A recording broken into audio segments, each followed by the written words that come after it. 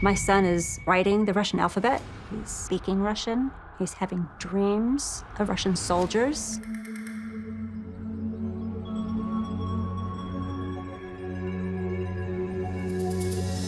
And I wanted to try to make some sense of this. I thought, how could this be? The counselor asked me what Evan had suffered through his life, if he'd suffered any severe trauma. I looked at her surprised because he hadn't experienced anything traumatic. As far as I know, there's nothing in his childhood that would cause PTSD. At that time, Evan was withdrawn. He stayed away from other people, didn't want to initiate contact with others or form friendships. He had anxiety. He was stressed. I needed to get some answers. I needed to help my son live his life today. We started researching a lot of the details from Evan's dreams, and we found that there was a sharpshooter named Ivan Mikhail Sidorenko, and he was one of the best sharpshooters in Russia. When Evan saw his picture, he felt a connection with this man. They have similar looks, but he said, you know how when you look in someone's eyes, you can feel something? I feel something when I look at him. And as we read the details of this man's military career, most of it matched up with Evan's dreams. In 1944, Ivan Sidorenko was awarded the Hero of the Soviet Union, a very high and prestigious award. Ivan Sidorenko fought in the Battle of Moscow, and a lot of the details about the Battle of Moscow were revealed in Evan's dreams. I believe that Evan could have been Ivan Sidorenko. Evan's name even matched up with Ivan's. Ivan Mikhailovich and Evan Michael. I was floored. Wow, that could really be him.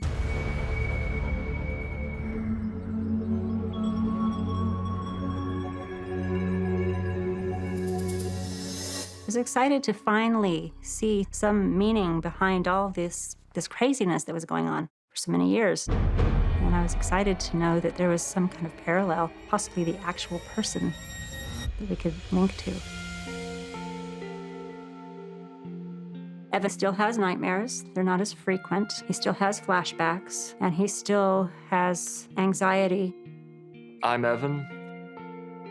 In my past life, I believe I was a Soviet soldier during World War II named Ivan Sidorenko. When I was a kid, I had all these pretty bad nightmares.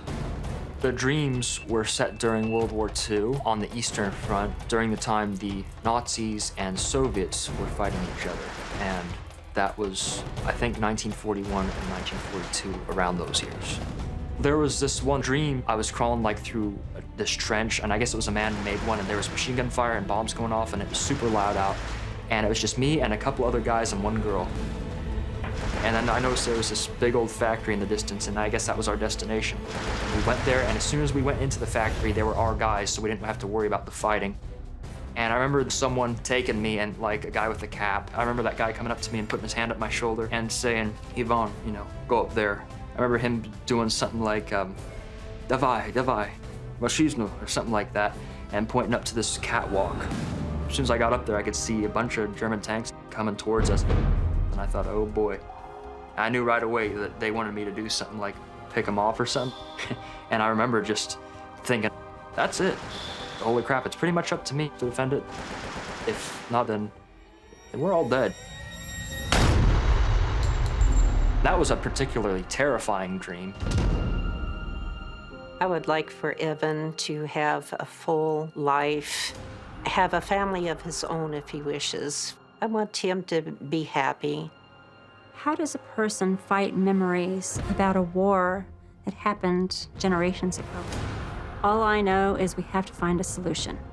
Will my son ever be able to put the past behind him and move on? I just hope it's not too late.